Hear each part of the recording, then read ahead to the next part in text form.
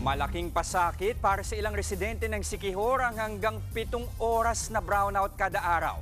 Para maibsan ito kahit papano, nagpadala na ng generator sets ang pamahalaan para magamit sa isla.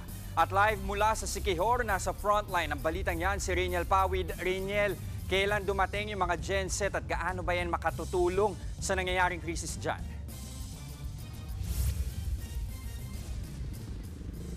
Jester, simula nga nung Huwebes hanggang kaninang madaling araw ay nagdaratingan na yung mga generator set dito sa Siquijor. At kung maging matagumpay yung installation yan within the next 24 hours, ay mababawasan nga yung rotational blackout ng 1 hanggang 2 oras.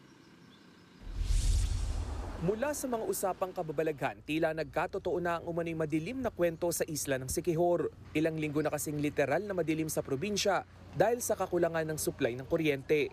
Dahil dyan isinailalim na sa state of emergency ang Siquijor noon pang June 5. Ang mga residente hirap tuloy sa kanilang pang-araw-araw na gawain dahil sa pasakit na krisis. Mahirap po kasi walang kuryente, walang tubig. Naglaba pero sa tubig ulan. Pag umuulan, nagsalod. Mainit po.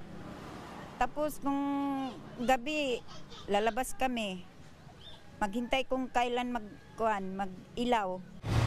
Noong nakaraang linggo, binisita ni Pangulong Bongbong Marcos sa bayan ng Lassi ang planta ng Siquijor Island Power Corporation. Ito ang nag-iisang power provider sa buong isla na pag-aari ng pamilya Villar. Pagtitiyak ng Pangulo, 6 months from now, we will guarantee that there will be a long-term solution. Hindi na itong patsi-patsi na napilitan nating gawin ngayon. Ang sinasabing remedyo sa krisis ang paggamit ng generator sets. Una nang dumating noong Huwebes ang 1 megawatt genset mula Laguna. Inaasahan din ang installation ng isa pa mula naman sa Palawan. Kung walang aberya, June 15 matatapos na raw ang rotational brownout sa buong isla. Pero ayon sa palasyo, may problema ang pinadalang gensets ng SIPCOR. Kaya naman mag-i-issue ng show cause order ang Energy Regulatory Commission o ERC laban sa korporasyon. Maraming issue ang dapat tugunan ng SIPCOR. Very low fuel supply inventory, delayed procurement and unavailability of spare parts, and unsynchronized preventive maintenance of diesel power facilities. Gugugulan ito ng pondo at oras ng administrasyon para sa ikagiginhawa ng mga mamamayan sa Siquijor, na dapat ay responsibilidad ng kumpanyang pinagkakatiwalaan ng pagiging power provider.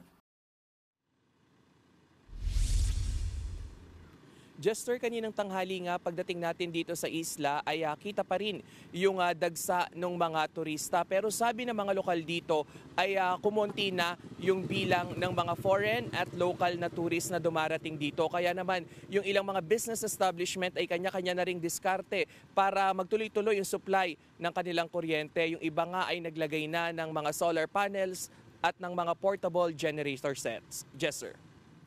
Nagulat mula sa Siquijor, maraming salamat, Reniel Pawid. Mga kapatid, Jess De Los Santos po. Iba na ang may alam at may pakialam sa panahon ngayon. Para sa tuloy-tuloy na balitaan sa Frontline kahit weekend, mag-follow at mag-subscribe sa social media pages ng News 5.